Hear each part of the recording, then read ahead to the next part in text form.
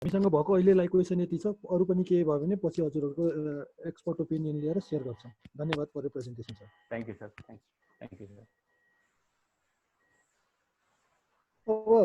अब यसपछि हामी अन्तिम प्रेजेन्टेसनतिर जाँदैछौँ। अन्तिम प्रेजेन्टेसनमा चाहिँ म इन्जिनियर अरविन्द शाहज्यूलाई चाहिँ एग्रिकल्चर कमर्सियलाइजेसनको पर्सपेक्टबाट प्रोभिन्समा के कस्तो भइरहेछ भन्ने कुराको चाहिँ प्रस्तुत गरेको म अनुरोध गर्छु। इन्जिनियर अरविन्द शाहजी चाहिँ विशेष गरी टेक्नोलोजी रिलेटेड विभिन्न क्षेत्रमा चाहिँ काम गरिराख्नु भएको छ। उहाँले Janaki technology, Khalti digital wallet, simplify IT solution र किसान एग्रो गरी विशेष गरी जुन अघि हाम्रो जीवन सरले पनि हाइलाइट गर्नुभयो किसान एग्रोको जहाँ चाहिँ कम्प्लिट भ्याल्यु चेनलाई चाहिँ एग्रिकल्चरमा इस्टाब्लिस गर्ने एउटा प्रोजेक्टले पनि इम्प्लिमेन्ट गर्नुभएको छ। त्यस कारण मैले इन्जिनियर अरविन्द शाह सरलाई चाहिँ त्यसको आफ्नो एक्सपिरियन्स र त्यसबाट हाम्रो के लर्निङ हुनसक्छ भन्ने प्रस्तुत गर्न अनुरोध गर्छु। धन्यवाद। हाम्रो जीवन सरलाई एकचोटि यसो रिक्वेस्ट छ, उहाँको स्क्रिन अहिले पनि सेयर छ, एकचोटि क्लोज गरिदिनु होला।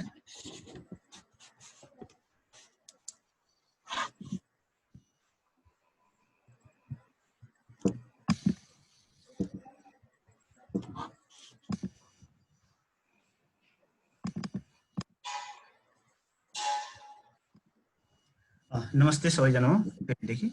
सर्वप्रथम त इन्जिनियर्स एसोसिएसन प्रोभिन्स 2 लाई विशेष धन्यवाद। सबै वक्ता र अडियन्सहरूलाई पनि धेरै धेरै धन्यवाद। अलरेडी हाम्रो चैतन्य सरले भनिसक्नुभयो, म चाहिँ आइटी सेक्टरको, तपाईहरुले यदि एस्पाइरो एसएमएस खल्ती सुन्नुभएको छ भने म त्यसको को फाउन्डर हो। पढ्न चाहिँ म कम्प्युटर इन्जिनियर नै हो, तर आज तपाईहरु एग्रिकल्चरको कुरा गर्न आएको छु। मेरो टपिक चाहिँ agriculture commercialization in context of province 2, यसको च्यालेन्जेस र अपर्चुनिटीको बारेमा। त्योभन्दा अगाडि चाहिँ खास हामी बुझौँ पहिला एग्रिकल्चर, जुन अलरेडी हाम्रो कृष्ण सर लगायत अरूहरूले पनि भनि नै सक्नु भएको छ। जस्तै इन्भल्भमेन्टको कुराहरू हेर्ने हो भने हाम्रो 60% डेटा 60% प्लस नै देखिन्छ र प्रोभिन्स 2 को नै कुरो गर्ने हो भने म पनि त्यही प्रोभिन्स 2 को नै बासिन्दा भएकोले गर्दाखेरि मलाई थाहा छ कि 80% भन्दा बढी जनसङ्ख्या चाहिँ एग्रिकल्चरमा डिपेन्डेन्ट छ, वा आफ्नो लिभलिहुडको लागि। र त्यसको कन्ट्रिब्युसन जीडीपीमा अब उहाँ हाम्रो सरले भन्नुभएको छ कि 40% हुन्छ भनेर, त्यो मलाई डेटा थाहा छैन, तर एज अ होल चाहिँ इकोनोमिक 26% 27% चाहिँ जीडीपीमा नेपालको कन्ट्रिब्युसन देखिन्छ हैन। र गभर्नमेन्टको प्रायोरिटी पनि एग्रिकल्चरलाई चाहिँ एउटा भनौँ न, अब सानैदेखि हामी पढ्दै आएको हो, कृषि हाम्रो चाहिँ के अरे देश चाहिँ कृषिमा आधारित देश हो भनेर। तर चाहिँ अनि त्यो अनुसारले अहिले गभर्नमेन्टले पनि भनौँ न विभिन्न पोलिसीहरू ल्याएर लोनदेखि लिएर युवाहरूलाई चाहिँ एग्रिकल्चरमा आउनलाई, जो माइग्रेन्ट रिटर्नीहरू हुन्छ उहाँहरूलाई पनि लोनको व्यवस्था गरेर चाहिँ एग्रिकल्चरमा चाहिँ कमर्सियलाइजेसनको कामहरू होस् भन्ने हिसाबले गभर्नमेन्टको पनि एउटा प्रायोरिटी रहेको हो। तर पनि हेर्दाखेरि तपाईँको जुन इम्पोर्टको कुरो गर्ने हो भने एभ्री इयर चाहिँ एकदमै इन्क्रिजिङ अवस्थामा देखिन्छ हैन, जुन चाहिँ यो हाम्रो अहिलेको करेन्ट सिनारियो पनि देखिन्छ। तपाईँको इयर वाइज यो इन्क्रिमेन्ट हुँदै गयो के। यो हुनुको कारण त एउटा हाम्रो बिहेभियर चेन्ज के, खाने कुरोमा चाहिँ अलिकति पपुलेसन पनि बढ्यो र खाने पनि बढी खान थालियो हैन, यो फुडहरुमा, त्यो भएर पनि त्यो बढ्यो हैन। साथै चाहिँ गभर्नमेन्टले चाहिँ एग्रिकल्चरको बढाउनको लागि एग्रिकल्चर को ग्रोथ गर्नको लागि चाहिँ विभिन्न सब्सिडीहरू ल्यायो, जुन पार्टलाई चाहिँ के गरियो भने जुन अलरेडी हाम्रो जीवन सरले पनि भन्नुभएको छ कि एक्चुअल उहाँहरूले फार्मरसम्म पुगेको हुँदैन भनेको, त्यो बिचमा चाहिँ विभिन्न ग्रान्ट मात्र अब्जर्भ गर्ने, पेपरमै कम्पिटिसन देखाउने चाहिँ विभिन्न ग्रान्ट ट्रेनरहरू चाहिँ अहिले चाहिँ आइसकेको अवस्था भएकोले गर्दाखेरि चाहिँ त्यो गभर्नमेन्टको अर्बौं रुपियाँ चाहिँ त्यो एग्रिकल्चर त्यो फिल्डमा लगानी नभएर चाहिँ त्यो पेपरमै सीमित भएर यो इम्पोर्ट चाहिँ बढ्दै गएको हो। अर्को माइन्डसेट के, जुन युथहरू चाहिँ हाम्रो अब भोजपुरीमा पनि भनि एउटा गीत पनि छ के, है देखा बिएको के बकरी चरावै त भनेको, त्यो यो पढे लेखेको मान्छेको लागि चाहिँ एग्रिकल्चर हुँदै होइन भन्ने चाहिँ एउटा माइन्डसेट भएकोले र एग्रिकल्चर आफैमा चाहिँ एउटा प्रोफेसनलाई चाहिँ एउटा भनौँ न त्यसले चाहिँ एउटा के अरे सम्मानजनक तरिकाले नदेखिएको अवस्था अहिले भएकोले गर्दाखेरि खेती कृषिमा काम गर्छ भनौँ न, त्यो टाइपको माइन्डसेट भएकोले गर्दाखेरि पनि युथ या अरूहरू चाहिँ इन्भल्भ हुन नसकेको हो। पोलिसी लेभलमा पनि यदि हेर्ने हो भने फेडरल गभर्मेन्टको हेर्नुहोस् या अब पहिलादेखि नै अब भनौँ न अहिले भर्खरै पो ऊ आयो के होइन प्रदेशहरू आएको, तर हेर्दाखेरि चाहिँ तपाईँको अब पढाइलाई चाहिँ ग्रेन बास्केट भने पनि गभर्मेन्टको बजेटहरू हेर्दाखेरि र विभिन्न आइएनजिओहरूको प्रोजेक्टहरू हेर्दाखेरि पढाइमा चाहिँ कति % कन्ट्रिब्युसन छ त्यो एकदमै न्यून छ। गभर्मेन्टको म्याक्सिमम चाहिँ हिमाली प्रोजेक्टहरू र कुन प्रोजेक्टहरू र इरिगेसनका सोलरका ठुला ठुला प्रोजेक्टहरू पनि उतै के अरे पहाडतिरहरू नै हुने भएकोले गर्दाखेरि चाहिँ एग्रिकल्चरमा चाहिँ झन् डिपेन्डेन्ट हुँदै गएको, यो एउटा गभर्मेन्टको एउटा यहाँ मिस्टेक पनि म देख्छु यो पोलिसीमा चाहिँ। त्यसपछि चाहिँ ब्याङ्किङ लगायत ब्याङ्किङसँग पनि गभर्मेन्ट के अरे कृषिको लागि लोन लिन गयो भने त्यसै काउन्टै गर्दैन क्या ब्याङ्क या अरू सेक्टरहरूले गर्दाखेरि, र कसैले इन्भेस्ट पनि गर्नु पर्यो भने कृषि भनेपछि ऊ डराउँछ क्या। त्यो कारणले गर्दाखेरि चाहिँ कृषिमा चाहिँ राम्रो चेन्ज आउन नसकेको अवस्था छ र इम्पोर्ट चाहिँ बढ्दै गएको हो, तर यसको चाहिँ आवश्यकता दिनादिन बढ्दै गएकोले गर्दाखेरि अलिकति अवस्था कमजोर छ र हामी चाहिँ एग्रिकल्चरमा इम्पोर्ट गर्यौँ र हामी आफ्नो म्यान पावरलाई एक्सपोर्ट गरेको अवस्था छ, जुन फेरि हाम्रो अहिले चाहिँ जुन प्रदेश 2 या देशभरि नै 20 लाखभन्दा बढी चाहिँ मान्छेहरू रिटर्न हुँदै गरेको अवस्था पनि हामीले सुन्यौँ। यो ग्राफ चाहिँ तपाईँको 2012 देखि 18 सम्मको हेर्दाखेरि एक्सपोनेन्सियली ग्रोथ भइराखेको देखिन्छ होइन। र अब हामीले के देख्छौँ भने यति धेरै इम्पोर्ट यदि एग्रिकल्चरमा छ भने यहाँ त अपर्च्युनिटी छ भन्ने कुरा हामीले देख्नु पर्यो के होइन।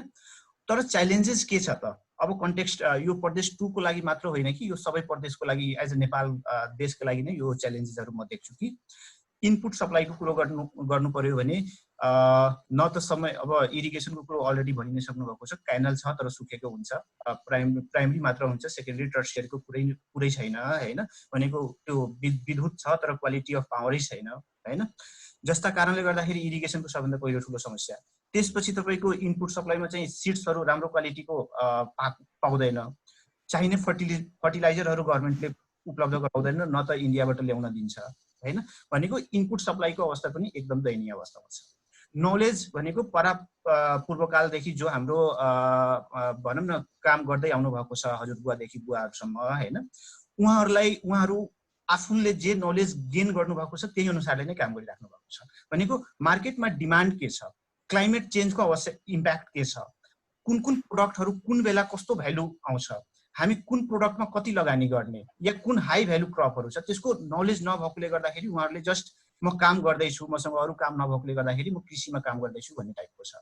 मेकानाइजेसनको पार्ट पनि यदि तपाईँ हेर्नुहुन्छ भने हामीसँग त्यो लेभलको चाहिँ उनी छैन कि, जस्तै अब गाउँघरमा पनि हेर्नुहुन्छ भने हामी मेकानिकल टुलहरू त्यस्तो खास युज गरेको हुँदैनौँ, 1-2जनाले ट्र्याक्टर राखेको हुन्छन्, त्यही चाहिँ सर्कुलेट भएर चाहिँ काम गरिराखेको हुन्छ। त्यो बाहेक चाहिँ सानतिना टुलहरू पनि हुन्छ जुन चाहिँ सानो सानो फ्रेगमेन्टेड ल्यान्डमा पनि हामीले युज गर्न सक्छौँ, त्यस्तो कुराहरूको प्रचलन नै छैन र थोरै भए पनि त्यो कुराहरू चाहिँ तराईमा स्टिल ल्याकिङ छ। तराईमा स्टिल अहिले पनि तपाईँको ट्र्याक्टरहरू नै हुन्छ, तर जुन सानो के अरे पावर टिलर होस् या भनौँ न ह्यान्ड ट्र्याक्टरहरू होस् त्यस्तो कुराहरू चाहिँ अहिले मिनी टेलरहरू चाहिँ छैन कि, त्यति धेरै युजमा देख्दिनँ।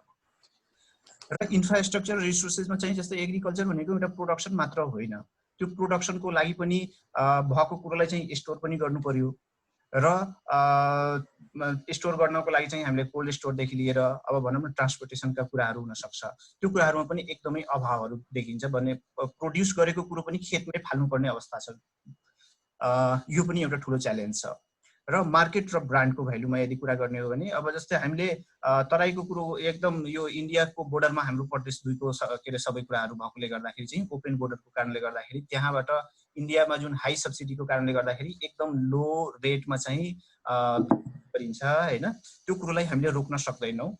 त्यो अनि त्यो भएर चाहिँ त्यहाँको जुन प्रोड्युस हुन्छ त्यो प्रोड्युसको एउटा त के हुन्छ भने ब्रान्ड भ्यालु पनि बिग्रिसकेको हुन्छ, जुन गभर्मेन्टको पनि एउटा नीतिले गर्दाखेरि। जुन मानव कि काठमाडौँमा पनि कालीमाटीले यदि पब्लिस गर्छ आफ्नो के अरे प्राइस रेट भने पब्लिस गर्यो भने त्यहाँ चाहिँ तराईको काउली घटाएर दिएको हुन्छ र मान्छेको माइन्डसेट पनि तराईबाट आउने काउलीलाई पनि इन्डियाको काउली भनेर भनौँ न अलिकति नेगेटिभ तरिकाले लिने गरेको छ। त्यो भएकोले गर्दाखेरि जसरी चाहिँ एउटा भनौँ न लाहानको आँपको एउटा छुट्टै ब्रान्ड छ नि, लाहानको आँप होइन, जनकपुरको माछा होइन, भनेको त्यस्तै तराईका विभिन्न जुन प्रोडक्टहरू हुन्छ त्यसलाई चाहिँ एक लेभलमा चाहिँ ब्रान्ड भ्यालु बनाउनु पर्ने जस्तो देखिन्छ, सो द्याट चाहिँ मान्छे अवेर हुन्छ र त्यो प्रोडक्टलाई चाहिँ इजिली एडप्ट गर्न सकोस्।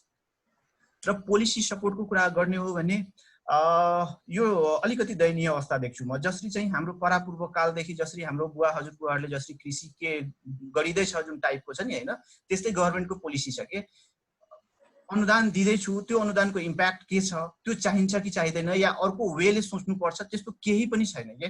र सपोर्टको त्यो भनौँ न फार्मरले ठ्याक्कै के चाहिएको छ या कुन मोडलले त्यसको प्रोडक्टिभिटी के आयो जस्ता कुराहरूको केही पनि एनालिसिस छैन। जस्ट चाहिँ पोलिसी बनायो, पुरानो कुराहरूलाई त्यसैलाई चाहिँ फेरि कपी पेस्ट गरेर हो कि के कसरी गरेर होइन, र खासै त्यसको इम्प्याक्ट चाहिँ म देखेको छैन यहाँ चाहिँ एग्रिकल्चर सेक्टरमा चाहिँ। अब चाहिँ प्रदेश 2 ले चाहिँ अपनाउनु पर्ने मैले फर्स्ट कुरो चाहिँ के देख्छु भने प्रदेश 2 मा चाहिँ जुन अलरेडी हाम्रो कर्नल सरले पनि के अरे प्रेजेन्ट गर्नुभएको थियो, त्यहाँको एजुकेसनदेखि लिएर त्यहाँको सबै पार्टहरू चाहिँ प्रेजेन्ट गर्नुभएको थियो होइन। र सबभन्दा ठुलो कुरो चाहिँ हाम्रो त्यहाँ प्रदेश 2 मा चाहिँ एजुकेसनदेखि लिएर अरू पार्टहरूमा एकदमै ल्याग भए पनि सबैको एक्सेस चाहिँ एग्रिकल्चर सानो ल्यान्ड भए पनि होइन एक्सेस चाहिँ सबैको छ एग्रिकल्चरमा। र वर्षौँदेखि सानैदेखि उनीहरूले चाहिँ त्यही पार्ट देखेकोले गर्दाखेरि इजी टु एक्सेस छ एग्रिकल्चर सेक्टर, जहाँबाट उसले चाहिँ कमसेकम लाइभलीहुडको लागि पनि काम गर्न सक्छ। त्यसपछि त्यहाँ भएको विभिन्न रिसोर्सेसहरू जुन भनौँ न पुरानै ट्रेडिसनल वे नै किन नहोस् होइन, त्यो पार्टहरूमा अलिकति मोडर्नाइज गर्न सकियो भने होइन, हामी चाहिँ एउटा ठुलो गोल सेट गर्नुपर्छ गभर्मेन्टले। जस्तै मलाई के लाग्छ भने गभर्मेन्टले एउटा प्रदेश 2 ले चाहिँ फिड द नेसन क्याम्पेन नै चलाउनु पर्छ। त्यो एउटा ब्रान्ड, एउटा भनौँ न एउटा के अरे एउटा गोल सेट गरिसकेपछि चाहिँ सायद त्यही अनुसारले ड्राइभ हुन्छ कि युथहरूदेखि लिएर अरू इन्भेस्टरहरू त्यसलाई चाहिँ प्रायोरिटीमा राखेर चाहिँ हुन्छ कि अगाडि बढ्न सक्छ कि होइन। भनेको प्रदेश 2 ले चाहिँ फिड द नेसन क्याम्पेन चलाएको छ भनेको त्यहाँ एग्रिकल्चरको राम्रो अपर्च्युनिटी छ भनेपछि त्यहाँ लगानीको वातावरण बन्न सक्छ, त्यहाँ युथहरू चाहिँ एग्रिकल्चरलाई पनि त्यो अनुसारले एडप्ट गर्न सक्छ कि भनेको गभर्मेन्टले एउटा बिग पिक्चर चाहिँ देखाउनु पर्ने जस्तो देखिराखेको छु जुन ल्याग छ होइन। त्यो चाहिँ फिड द नेसन चाहिँ एउटा क्याम्पेन चलाउनु पर्छ र प्रदेश 2 लाई चाहिँ एउटा अब अरूबाट कति कमाउने, किनकि रेमिटेन्स पनि अब अलिकति घट्छ नै र अरू टुरिज्म सेक्टरहरूदेखि लिएर अरू पनि खराब नै छ र एजुकेसनदेखि लिएर हेल्थ या अरू सबै पार्टहरू प्रदेश 2 को चाहिँ एकदमै खराबै अवस्था म देखेको छु होइन। त्यो भएर चाहिँ एग्रिकल्चरलाई नै प्रायोरिटी राखेर फिड द नेसन क्याम्पेन चलाउनु पर्ने मेरो आफ्नो चाहिँ सुझाव चाहिँ। अब एग्रिकल्चर हामी भन्ने बित्तिकै चाहिँ केमा आउँछ भने हाम्रो दिमाग चाहिँ कुन तरकारी उत्पादन गर्ने कुन बेला के आउँछ भनेको जस्ट हामीलाई यो धान चामल यो गहुँ या भनौँ न यो मकै जस्ता पार्टहरू मात्र आउँछ। तर एग्रिकल्चर भनेको एउटा यसमा मल्टिपल यो आफै एउटा ठुलै वाइड यसको उ छ के वर्किङ के अरे क्यापेबिलिटीहरू छ होइन। जस्तै एग्रिकल्चरमा यदि प्रोडक्सनकै कुरा गर्ने हो भने त्यहाँ अलरेडी हाम्रो कृष्ण सरले पनि त्यहाँ इन्क्लुड गर्नुभएको छ कि प्रोडक्सनमा एउटा क्रपको टाइपहरू चाहिँ के अरे यो के भन्छ तरकारी उत्पादन मात्र होइन कि हामी चाहिँ गाई पालन, कुखुरा पालन या माछा पालन जस्ता पाठहरू पनि हामीले गर्न सक्छौँ होइन। विभिन्न चाहिँ दलहनका कुराहरू हामीले गर्न सक्छौँ। यो के अरे तेल प्रोड्युस गर्ने क्रपहरू हामीले लगाउन सक्छौँ होइन। यो के भन्छ फ्लोरिकल्चरमा चाहिँ हामीले काम गर्न सक्छौँ होइन। यो प्रोडक्सनमा पनि मल्टिपल भेराइटीमा हामी वर्क गर्न सक्छौँ होइन। त्यस्तै एडभाइजरी सर्भिसेसहरू पनि हामीले उपलब्ध गराउन सक्छौँ। यो भनेको विभिन्न बिजनेसका उहरू छ कि यदि हामीले बिजनेसै गर्ने हो भने प्रोडक्सनमा पनि हामीले हाई भ्यालु क्रपहरू चुज गर्न सक्छौँ जसको मार्केट हामीले राम्ररी ग्राब गर्न सक्छौँ र इन्डियाको कम्पिटिसन हामीले गर्नु नपरोस् जस्ता प्रोडक्टहरू हामीले चुज गर्न सक्छौँ। एडभाइजरी सर्भिसेसहरू जुन फार्मरहरूलाई चाहेको हुन्छ त्यो प्रत्येकजनाले एउटा मान्छेहरू राख्न सक्दैन कि हामीले कमसेकम एउटा नगरपालिका या एउटा गाउँपालिकामा पनि एउटा कुनै प्राइभेट कम्पनी खोलेर जसलाई गभर्मेन्टले यदि सपोर्ट गर्छ र त्यो कम्पनीले चाहिँ के गर्छ भने त्यो घुमी त्यहाँ चाहिँ एडभाइजरी सर्भिस दिन्छ र एकदम मिनिमम चार्जमा चाहिँ यदि फार्मरसँग चार्ज लियो भने मलाई लाग्छ कि त्यसले चाहिँ राम्रो बेनिफिट दिन सक्छ। त्यस्तै म्यानेजमेन्टका पार्टहरू चाहिँ अब फार्मरहरूले चाहिँ काम गरिराखेको हुन्छ कुन कुरो कति बेला लगाउने हो, उसको क्रप क्यालेन्डरहरू के हुनुपर्छ होइन। म भनौँ न कति क्वान्टिटीमा चाहिँ फर्टिलाइजर लगाउने हो या कुन बेला चाहिँ मैले हार्भेस्ट गर्ने हो होइन। कति दिनपछि मेरो चाहिँ बिरुवा चाहिँ भनौँ न के अरे बेर्ना चाहिँ मैले अब पर्ने हुन्छ जस्ता पार्टहरूमा चाहिँ कमी कमजोरी देख्छु र त्यो पार्टलाई पनि एउटा कम्पनी हुन्छ, कम्पनीले चाहिँ एज अ म्यानेजमेन्टको जिम्मेवारी लिएर पनि सर्टेन उत्पादनको यति पर्सेन्टेज म लिन्छु भन्ने हिसाबले पनि यदि काम गर्न सक्यो भने र त्यसलाई चाहिँ गभर्मेन्टले सपोर्ट गर्यो भने एउटा म्यानेजमेन्टको पार्ट पनि एउटा बिजनेसको भर्टिकल हुन सक्छ। त्यस्तै मेकानाइजेसनको पार्टमा चाहिँ प्रत्येक फार्मरले चाहिँ एउटा ट्र्याक्टर या मेकानाइजेसनको पार्ट चाहिँ गर्न सकिँदैन। त्यसलाई चाहिँ अलिकति राम्रो अलिकति वाइड रेन्जमा यदि गर्ने हो भने चाहिँ त्यही ठाउँमा ल्यान्डिङका पार्टहरूमा चाहिँ हामीले काम गर्न सक्छौँ। जस्तै ठुला ठुला टुलहरू हामीले युज के अरे एउटा नगरपालिकामा एउटा कम्पनी हुन्छ जुन मेकानाइजेसनका जति टुलहरू एभाइलेबल हुन्छ उसले चाहिँ राख्छ र फार्मरहरूलाई चाहेको अनुसारले चाहिँ उसले सर्भिस दिन सक्छ। सप्लाई चेनमा चाहिँ हामीले काम गरेको हुँदैनौँ। के चाहिएको छ, फर्टिलाइजर चाहिएको छ कि या भनौँ न प्रोड्युस भइसकेको कुरोलाई चाहिँ ल म मार्केटमा सेल गरिदिन्छु भन्ने टाइपले चाहिँ हामीले एउटा कम्पनी त्यसरी इस्टाब्लिस गर्न सक्छौँ र जसले काम गर्न सक्छ।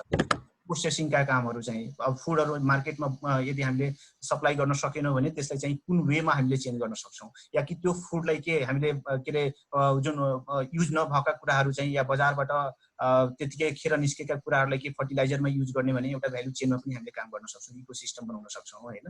त्यस्तै फार्मरहरूलाई चाहिने विभिन्न फाइनेन्सियल प्रोडक्टहरू या जुन विभिन्न एन्टरप्रेनरहरू नै हुन्छ तिनीहरूको लागि चाहिने फाइनेन्सियल प्रोडक्टहरू, लोनका प्रोडक्टहरू पनि हामीले उपलब्ध गराउन सक्छौँ। र डेटा ब्याङ्क र मिडियाका पार्ट जस्तै यहाँ चाहिँ हामीले विभिन्न प्रोजेक्टहरू गरिराख्दाखेरि पनि हाम्रो मनमा चाहिँ ए होइन यति डेटा त होइन, यो त धेरै भयो या थोरै भयो जस्ता पार्टहरू छ। हाम्रो नेपालमा चाहिँ एउटा सबभन्दा ठुलो चाहिँ कमजोरी के देख्छु भने काम गरिन्छ तर त्यसको प्रोपर रेकर्ड चाहिँ हुँदैन। भनेको यदि हामीले एग्रिकल्चर सेक्टरमै काम गरिराखेको छौँ भने त्यो कुन फार्मरले कुन बेला कुन क्रप लगाएर कति उत्पादन गर्दैछ, त्यसको इनपुट कस्ट कति हो जस्ता पार्टहरूलाई चाहिँ रेकर्ड गर्न एउटा हामीले डेटा ब्याङ्क बनायो भने त्यस चाहिँ हाम्रो फ्युचर फोरकास्ट गर्न सक्छ कि हामी कुन क्रपमा हाम्रो फोकस र कुन बेला चाहिँ हामीले फोकस गर्नुपर्छ। र साथै चाहिँ त्यो डेटाका आधारमा चाहिँ हामीले विभिन्न मिडिया मार्फत चाहिँ त्यसलाई हामीले भनौँ न प्रमोट गर्न सक्छौँ, राम्रो स्टोरीहरू बनाउन सक्छौँ, फार्मरका स्टोरी कसले या विभिन्न एन्टरप्रेनरहरूलाई चाहिँ हामीले चाहिँ त्यो मिडियाबाट हामीले के अरे परिचित गराउन सक्छौँ सो द्याट मान्छे मोटिभेट होस् र एग्रिकल्चरलाई चाहिँ एउटा राम्रो प्रोफेसनको रूपमा चाहिँ यसमा इन्भल्भ होस् होइन। र यो सबै गर्नको लागि चाहिँ सबभन्दा पहिला कुरा चाहिँ हाम्रो माइन्डसेट नै चेन्ज गर्नुपर्छ कि एग्रिकल्चर पनि एज अ बिजनेस लान सकिन्छ र एग्रिकल्चर भनेको एउटा प्रोडक्सन मात्र होइन कि विभिन्न भर्टिकलहरू छ त्यसमा हामीले काम गर्न सक्छौँ। त्यसपछि हामीसँग कुनै पनि अपर्च्युनिटी त हामी देख्छौँ, च्यालेन्जेसमा अपर्च्युनिटी देख्छौँ, तर त्यो अपर्च्युनिटी ग्र्याब गर्नको लागि त्यो टाइपको हामीसँग एभाइलेबल रिसोर्सेसहरू छ कि छैन, त्यो रिसोर्सेस पहिला हामीले आइडेन्टिफाई गर्नुपर्छ र हाम्रो रिटर्न अफ इन्भेस्टमेन्ट के हुन सक्छ जस्ता पार्टहरूमा हामीले आइडेन्टिफाई गरेर मात्र हामी चाहिँ छिर्नुपर्छ एग्रिकल्चरमा। र एग्रिकल्चरमा काम गर्दाखेरि जहिले पनि एउटा कुरो के सोच्नुपर्छ भने जुगाडु भएर सोच्नुपर्छ। सुरुमा चाहिँ हामीलाई भनौँ न एग्रिकल्चर गर्नु छ भने मैले ट्र्याक्टर किन्नुपर्छ या कि सुरुमा यो पुरै हामीले फ्यान्सी लाउनुपर्छ या जस्ता पार्टहरूमा सोचेर यदि काम गऱ्यो भने हामीले लसमा जान सक्छौँ। त्यसैले हामीसँग भएको रिसोर्सेसहरूको म्याक्सिमम युटिलाइज हुने गरी हामीले काम स्टार्ट चाहिँ गर्नुपर्छ यदि दिमागमा छ भनेर। र त्यो गर्दाखेरि चाहिँ भनौँ न त्यसले चाहिँ हामीले बिस्तारै ड्राइभ गर्न सक्छ। र अब एग्रिकल्चर जुन यो एउटा आफैमा एउटा कम्प्लेक्स कुराहरू एग्रिकल्चर सेक्टरलाई म मान्छु, किनकि यो उत्पादन गर्नुदेखि लिएर यसको बजारीकरणसम्म पनि यो चाहिँ कस्तो हुन्छ किसान फार्मरको जो प्रोड्युसर हुन्छ उसको कन्ट्रोलमा हुँदैन, त्यो डिफ्रेन्ट उसमा चाहिँ डिपेन्ड गर्छ, के अरे इन्भाइरोमेन्टमा डिपेन्ड गर्छ, त्यो टाइप अफ सिड्समा डिपेन्ड गर्छ या बेला बेलामा तराईमा हुने गर्मी या फ्लडको कुराहरूमा डिपेन्ड गर्छ होइन। मार्केटमा त्यो बेला धेरै यदि सप्लाई भइदियो भने त्यसको रेट चाहिँ उसको कन्ट्रोलमा हुँदैन होइन। त्यो भएकोले गर्दाखेरि चाहिँ यसमा चाहिँ गभर्मेन्टले एकदमै चाहिँ स्मार्टली रोल प्ले गर्नुपर्छ र मैले देखेको चाहिँ केही रोलहरू चाहिँ मैले यहाँ लिस्ट गरेको छु। योभन्दा बढी रोल नै हुनुपर्छ गभर्मेन्टको। र जुन मैले अलरेडी अगाडि पनि भनिसकेको छु कि गभर्मेन्टले एउटा मार्ग र एउटा चाहिँ बिग पिक्चर चाहिँ त्यहाँको जनतादेखि लिएर त्यहाँ चाहिँ एग्रिकल्चर सेक्टरमा काम गर्नेहरूलाई बिग पिक्चर चाहिँ देखाउनुपर्छ। त्यो भनेको फिड द नेसन क्याम्पेन चाहिँ लन्च गर्नै पर्छ जस्तो मेरो आफ्नो फिलिङ चाहिँ छ। र गभर्मेन्टले प्लान गर्दाखेरि चाहिँ यो अरविन्द सर 2 मिनेट है सर। ए हजुर, अलिकति स्मार्टली वर्क गर्नुपर्छ जस्तो मलाई फिल हुन्छ। जस्तै भ्यालु चेनमा चाहिँ भ्यालु चेनलाई चाहिँ एडप्ट गरेर त्यसको विभिन्न भर्टिकलमा काम गर्नुपर्छ। पब्लिक प्राइभेट पार्टनरसिपमा चाहिँ काम गर्नुपर्छ, जुन चाहिँ भनौँ न एउटा फार्मरलाई चाहिँ एउटा पावर टिलर या एउटा सोलर दिनुभन्दा पनि त्यो कम्पनीले म्यानेज गर्ने त्यो एरियालाई चाहिँ यदि भयो भने त्यसले चाहिँ यो जुन ल्यान्डको फ्रेगमेन्टेसन जुन छ त्यो पार्टलाई पनि रिड्युस गर्छ कि उसले उसलाई चाहिँ ल्यान्ड फ्रेगमेन्ट भए पनि फार्मरहरूको समूह बनाएर पनि उसले काम गर्न सक्छ। गभर्मेन्टले रिसोर्सेस र इन्फ्रास्ट्रक्चरहरू जुन मा काम गर्न सक्छ, के अरे यो स्टोरेजदेखि लिएर अरू कामहरूमा गभर्मेन्टले चाहिँ G2G यो गभर्मेन्ट एउटा प्रदेश 2ले चाहिँ फेडरल गभर्मेन्टदेखि लिएर विभिन्न अरू प्रदेशहरूसँग पनि टाइअप गरेर तपाईँहरूलाई चाहिने के कुराहरू छ जुन हामीले सप्लाई गर्न सक्छौँ एग्रिकल्चरमा त्यो अनुसारले गभर्मेन्टले इनिसिएसन लिन सक्छ। विभिन्न INGOहरूलाई जुन फार्मरको क्यापासिटी बिल्डिङको लागि पनि इन्भाइट गर्न सक्छ। गभर्नमेन्टले मलाई एउटा कुरो के लाग्छ भने यो कमसेकम प्रदेश 2 को 8 वटा जुन कृषि ज्ञान केन्द्रहरू छ त्यो कृषि ज्ञान केन्द्रले कमसेकम एउटा आफ्नो जिल्लामा एउटा फार्म चाहिँ आफैले चाहिँ डेमोन्स्ट्रेसन फार्मको रूपमा चाहिँ एस्टाब्लिस गर्नुपर्छ र 8 वटा फार्म मध्ये जुन बेस्ट काम गर्छ त्यसलाई अवार्ड गर्नुपर्छ गभर्नमेन्टले जस्तो लाग्छ मलाई।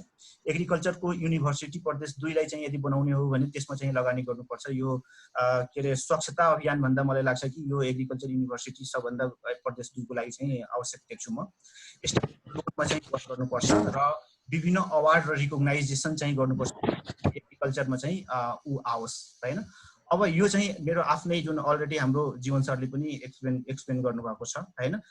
यही मोडेलमा चाहिँ बारा जिल्लामा हामी चाहिँ किसान काम गरेको चाहिँ यो चाहिँ भ्यालु चेनमै कम्प्लिट भ्यालु चेनमै काम गरेको र यसमा चाहिँ फार्मरहरूलाई ग्रुप गरेर त्यो ठाउँमा चाहिँ फार्मरको क्यापासिटी बिल्डिङ गर्नको लागि विभिन्न चाहिँ डेमोन्स्ट्रेसन चितवनमा गएर हामीले चाहिँ फार्म डेमोन्स्ट्रेट गर्नेदेखि लिएर चाहिँ उनीहरूलाई चाहिँ प्रत्येक पोइन्टमा चाहिँ ल यस के चुज भनौँ न सिड्स कस्तो क्वालिटीको चुज गर्नुपर्छ या एक वर्षको हामीले क्रप क्यालेन्डर कसरी बनाउनु पर्छ मार्केट भ्यालु कसरी हामीले एनालिसिस गर्नुपर्छ जस्ता पाठहरू सिकाउँदै हामीले चाहिँ यो चाहिँ काम चाहिँ हामीले बारा जिल्लाको तेलकुवा गाउँमा गरेको हो हैन। जसको प्रोडक्ट चाहिँ नर्सरी चाहिँ जुन मान्छेहरूको कन्सेप्ट थियो कि के अरे चिसोमा नर्सरी हुँदैन त्यसलाई चाहिँ हामीले पोली हाउसहरू लगाएर चाहिँ चिसोमा नर्सरीहरू प्रोड्युस गर्यौं र त्यहाँ चाहिँ राम्रो क्वालिटीको विभिन्न सिड्स र सिडलिङका पार्टहरू चाहिँ हामीले सप्लाई गर्यौं।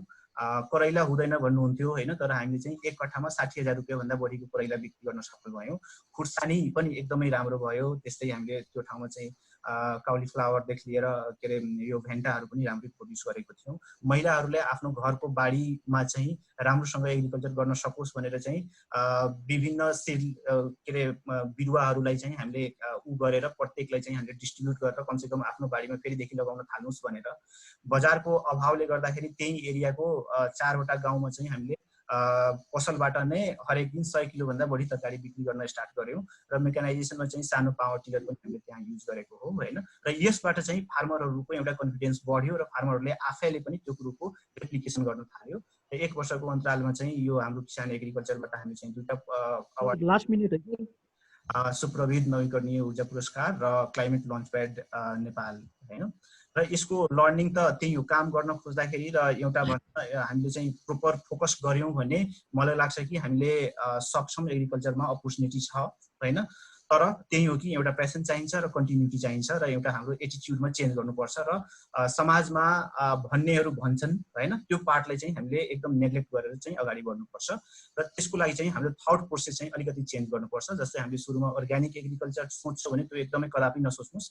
गुड एग्रिकल्चर प्र्याक्टिस एडप्ट गर्नुस्। फुली अटोमेसनको कुरै नगर्नुस्। हामीसँग एभाइलेबल जे एप्रोप्रिएट टेक्नोलोजीहरू छ या कि त्यसमा अलिकति थप्नुपर्ने कुरा के छ त्यो पार्टलाई मात्र एडप्ट गर्नुस्। प्रोडक्सन ओन्ली मात्र होइन कि तपाईले काम गर्न सक्नुहुन्छ एज अ सपोर्टिङ ह्यान्ड जुन अलरेडी मैले भने एडभाइजरीदेखि लिएर म्यानेजमेन्टका पार्टहरू चाहिँ हैन। त्यस्तै त्यसका सप्लाई चेनमा पनि काम गर्न सक्नुहुन्छ। बिग टर्मिनोलोजीका कुराहरूमा नजानुस् किनकि त्यो अहिले हामीलाई भनौँ न सोलुसन अहिले तत्कालको तराईको जुन अवस्था छ एग्रिकल्चरको जुन अवस्था छ त्यहाँ चाहिँ बिग यो भनौँ न स्मार्ट कन्ट्र्याक्ट या के अरे जस्ता आईटी का भनौँ न ठुला ठुला कुराहरू मोबाइल एपहरू बनाउने जस्ता कुराहरूमा चाहिँ यहाँबाट म फार्मरलाई एडभाइजरी दिन्छु भन्ने कुराहरू चाहिँ नसोचेर ठ्याक्कै फिल्डमा एप्रोप्रिएट हुने किसिमले सिम्पल तरिकाले सोच्नुपर्छ।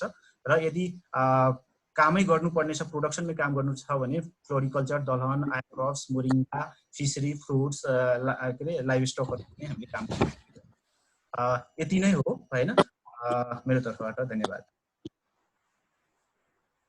धन्यवाद अरविन्द सर हजुरको आफ्नो एक्सपिरियन्स र अहिले हामीले गर्नुपर्ने के कुराहरूलाई चाहिँ हाइलाइट गरिदिनु भएकोमा चाहिँ हामीले अहिले स्पेसिफिक क्वेसन हजुरलाई भनेर आएको छैन। मेरो एउटा आफ्नो क्वेसन छ हजुरलाई। मैले जहिले पनि सुत्ने अथवा हामीले जहिले पनि भनेको चाहिँ के हो भन्दाखेरि इन्डियाबाट आउने कृषि उत्पादनले गर्दाखेरि नेपालको किसानहरूले त्योसँग कम्पिट गर्न सकेन भन्ने जहाँ पनि सुनिन्छ। भनेपछि तपाईँको एक्सपिरियन्स र तपाईँको त्यो भोगाइले चाहिँ नेपाल सरकारले के चाहिँ गरिदिँदाखेरि चाहिँ हाम्रो किसानहरूले अथवा हामीले चाहिँ त्यो एग्रिकल्चरमा चाहिँ कम्पिटेटिभ एडभान्टेज पाउन सक्छौँ। धन्यवाद सर। यसमा मैले एउटा भने नि ब्रान्डिङ कुरा जस्तै गभर्नमेन्ट अफ नेपाल या फेडरल गभर्नमेन्ट या भनौँ न त्यो स्थानीय प्रोभिन्सियल गभर्नमेन्टले चाहिँ एउटा ब्रान्डेड मार्केट आफैले यदि एस्टाब्लिस गर्न सक्छ जहाँ चाहिँ त्यहाँको लोकल प्रोडक्टलाई मात्र यदि गर्न दियो भने त्यतिकै पनि त्यो ठाउँमा चाहिँ पहिलो भनौँ न मान्छु। दोस्रो तरिका म के मान्छु भने इन्डियाबाट आउने कुन कुन प्रडक्टहरू हो, जस्तै भनौँ न म म्याक्सिमम देख्छु कि यो के अरे काउलीहरू या यस्ता यस्ता कुराहरूको रेट एकदमै घट्यो। पहिलाको रेट घटेको देखिनँ म, मोरिङ्गाको रेट घटेको देखिनँ म, होइन माछा या पोल्ट्री या भनौँ न खसीको रेटहरू घटेको देखिनँ म। भनेको देयर आर सो मेनी भनौँ न दलहनदेखि लिएर अरू पाठहरू घटेको देखिनँ म। भनेको तराईमा त यो प्रोड्युस गर्न सकिन्छ, भनेको त्यो कुरो नलाग्ने, यदि सस्तोमा इन्डियाबाट आउँछ भने म त्यही कुरो नै एडप्ट गर्छु भनौँ न, त्यो गर्न सक्छु र त्यो बाहेकका कुराहरूमा फोकस गर्न सक्छु जुन हाई भ्यालु क्रपहरू छ। मेरो आफ्नो भ्यू चाहिँ।